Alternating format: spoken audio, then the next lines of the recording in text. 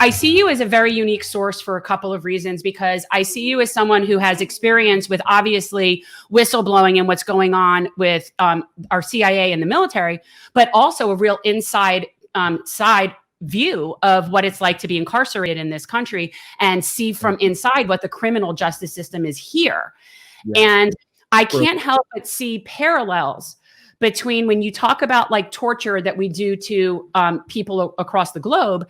I can't help but draw parallels to how we treat our inmates that are incarcerated in a lot of cases. And so I was wondering if you could talk about examples of that you might have seen or that you know of where our system here in this country is what we would consider to be acting amorally in how we treat our incarcerated citizens. Oh, we don't have time for that conversation. I'll give you a couple examples. Yeah. But I'm right, is that if there is a parallel, like it's the same thing. You are 100% right. So listen, the United Nations has declared our use of solitary confinement to be a form of torture, right? International standards are that someone can't be held in solitary confinement for more than 14 days. We have prisoners who have been in solitary confinement, and I mean solitary, no contact with another human being for more than 40 years. 40 years. You lose your mind after a couple of months. Yeah, I think to me, when you say 14 days, I think that, to me, 2 or 3 days would feel like 14 days. If you're sleeping on a steel slab with a small sink and a toilet.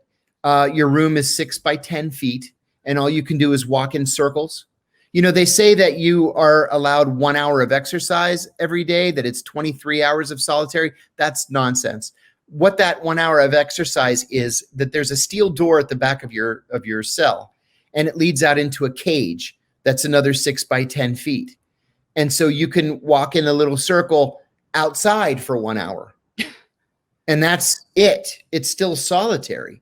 So you have people losing their minds constantly. And don't forget that psychological studies that have been published as recently as a year and a half ago have found that 85% of incarcerated Americans suffer from some sort of mental illness, most commonly antisocial personality disorder.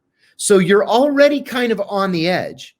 Besides the fact that everybody in prison is depressed, lots of people are bipolar, some are schizophrenic. We used to have this thing called zombie pill line, where, if you need insulin, you get in line at 6 a.m. and 6 p.m. and they give you your insulin. But if you're insane, you get in line at 7 p.m. and you get your pills that turn you into a zombie. And so we called it zombie pill line. There was a guy in solitary confinement in my prison who had been in for so long and was so desperate to get out that he smashed the window of the cell and ate the broken glass. And then he called for help and he said, "I ate broken glass." And they told him, "Tough luck." Well, the glass shredded his stomach and he ended up bleeding to death. And that kind of thing happens all the time. I'll give you another example. When I first got to prison, I went to my case manager and I said, "Listen, I've got a master's degree in Middle Eastern studies, policy analysis. I did my PhD coursework in international affairs. I'd be happy to teach a GED class if you want me to. Can I swear on this show?" Absolutely. Okay. And he looked at me and he said, "Kiriakou, if I want you to teach a fucking class, I'll ask you to teach a fucking class." And they made me a janitor in the chapel. That was my job. I think a lot of this also goes to the privatization and the profit motive. It's far worse in private prisons. This was a federal prison, so this was government. But you're right, the private prisons are far worse because of the profit motive. The only way they can make a profit is to cut back on food and on medicine. Remind me of that. I'm going to come back to that in a moment. So I was in the chapel, and every day I would walk past this one guy's cell. He was an older Italian guy, and I liked him. I liked all the Italians. So he was kind of doubled over one day, and I said, "Hey man, what's wrong?" he said, man, my back is killing me, like really killing me. I can't sleep or anything. And I said, oh, you should go to the medical unit. He goes down there, and they did what they do for everybody, no matter what your complaint is. They gave him Tylenol. And then I saw him, I don't know, a couple weeks later, and he had a walker. And I said, is your back that bad? And he said, I feel like I'm paralyzed. And he said, every time I go to medical, they give me Tylenol. So a couple of more weeks pass, and I see him in a wheelchair. So I went to the chaplain and I said, chaplain, you've got to do something about this. They're not paying any attention to him at medical, and something is clearly wrong with him. So the chaplain, to his credit, weighed in. The chaplain was the only decent human being I met in the entire system. And so he went and he said something to medical, and finally, after like 6 weeks, medical took him out to a hospital for an x-ray. And he had stage 4 spinal cancer, and he applied for a compassionate release so that he could die at home. The warden went to his cell and told him that if he would sign a paper saying that that they treated him appropriately in medical, they would let him go. Well, he knew he was a dead man. He only had a couple of days left, and he wanted his wife and his children to be able to sue the system for killing him, which is what they did. And he refused to sign, and they wouldn't let him go. He died in his bunk. And that's typical of what's going on there. Typical. Yeah, I think, and a lot of it is racially motivated in our criminal justice system from start to finish. I mean, most obviously we have higher amounts of incarcerated people of color than percentage of people of color. Yes. So it's very disproportionate. And that's something I think that I see it at every level. Is that something that you experienced when you were inside? Without a doubt. My prison was typical of the demographic breakdown in the federal prison system. It was roughly 50% Black, 30% Hispanic, and 20% white. And most of the whites were pedophiles. So that was absolutely typical of the entire system. And how were you there? How does someone like you get on there? I mean, clearly you're not the typical inmate, although with the amount of whistleblowers that do get, I mean, you might start to have more company in there, but right, yeah. How does someone like you're very nice, you're pretty, you know, you're not, you don't strike me as prison material. So I mean, that's 23 months is a long time. It's a long time. It's a long time. I said to one of the Italians before I answer your question, we were on a walk together, and he was a senior captain in the Bonanno crime family and had been in prison much of his adult life. So we're walking around the track, and he asked me how much time I had. And I said 2 years. Feels like 20 years. And he said, 2 years, you could do that standing on your head. And I said, I don't know, man. I don't know how I'm going to get through this. I had only been in about 6 weeks. And he said, let me give you some advice. If anybody asks you how much time you have, you tell them 5 years. Because if they hear that your sentence is so short, they're going to kick your ass. And so I began telling everybody that I had 5 years. And then when it came time to leave, I was gone. What happens is when people see on the checkout sheet that you're leaving the next day, a gang of people will come into your cell and just beat the shit out of you just because they're jealous that it's not them. Yeah, yeah. So you asked me how I got into that prison. There's a story there.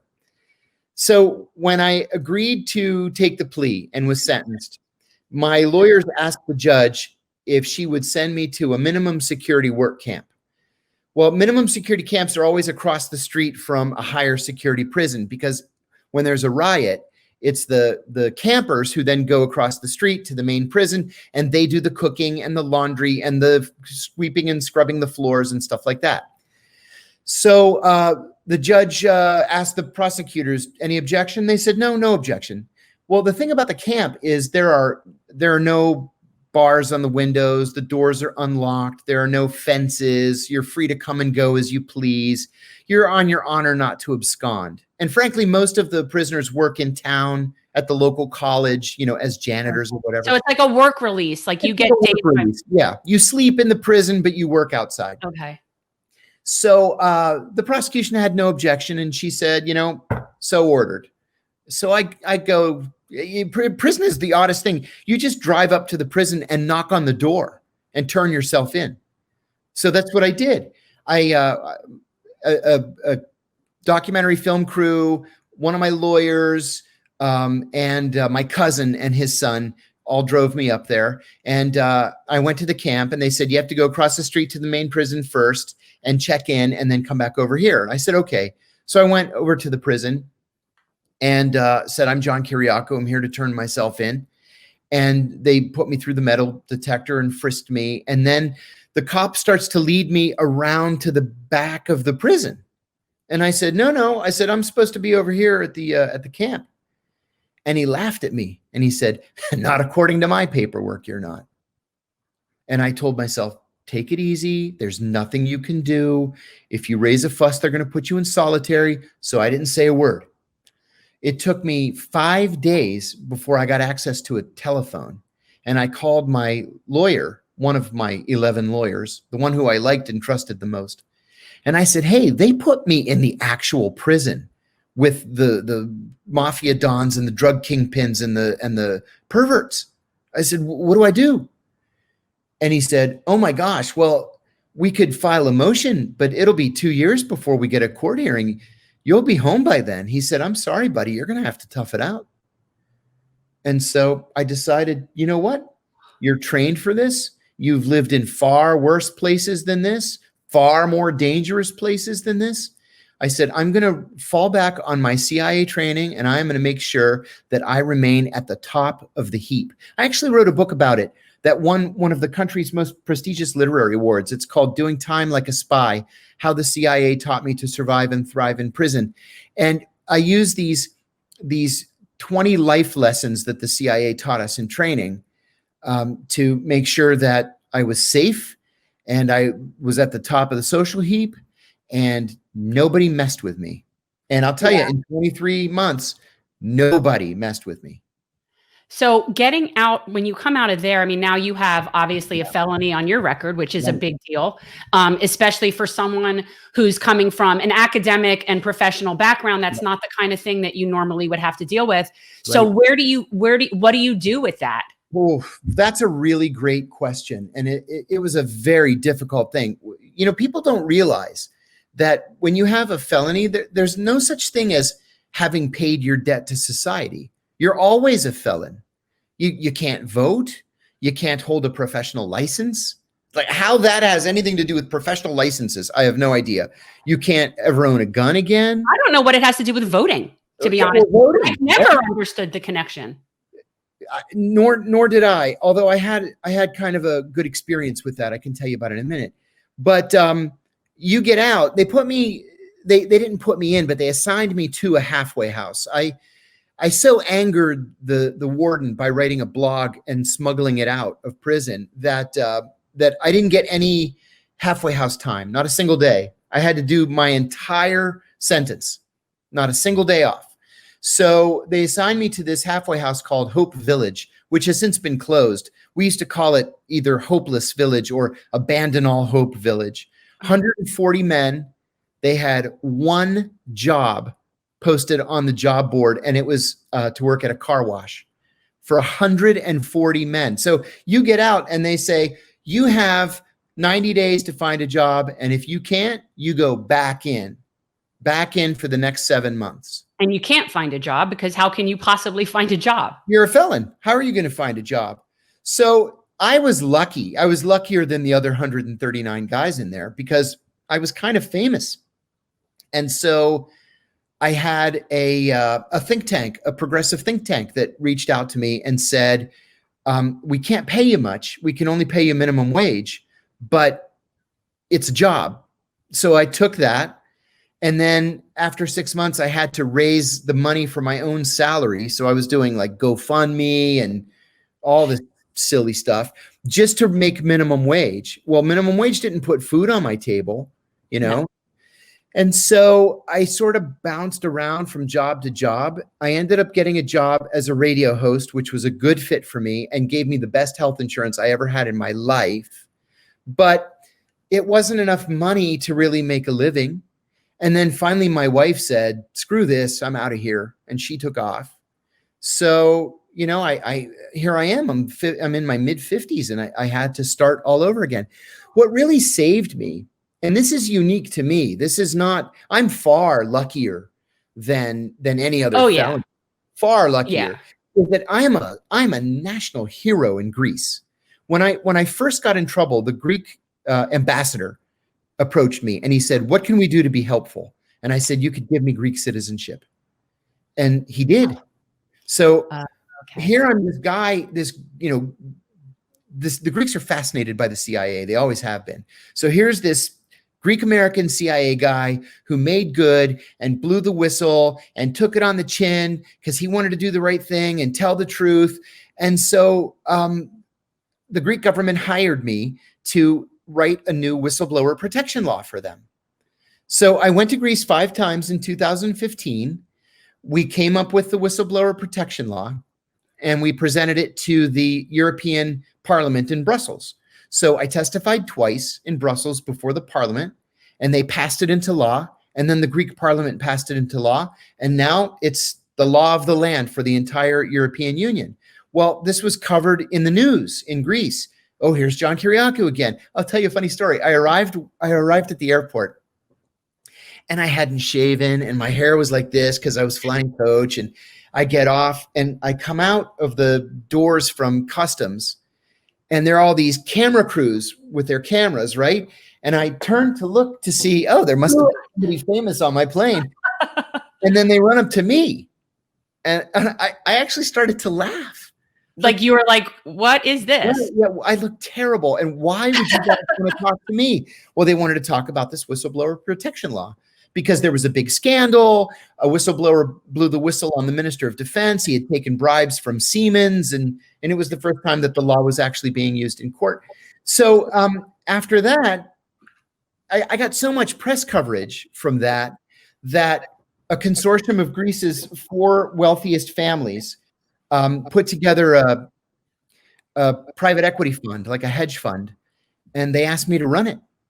And so I've been doing that since August, and I finally made it in life and, made my big comeback, but I'm still a convicted felon here.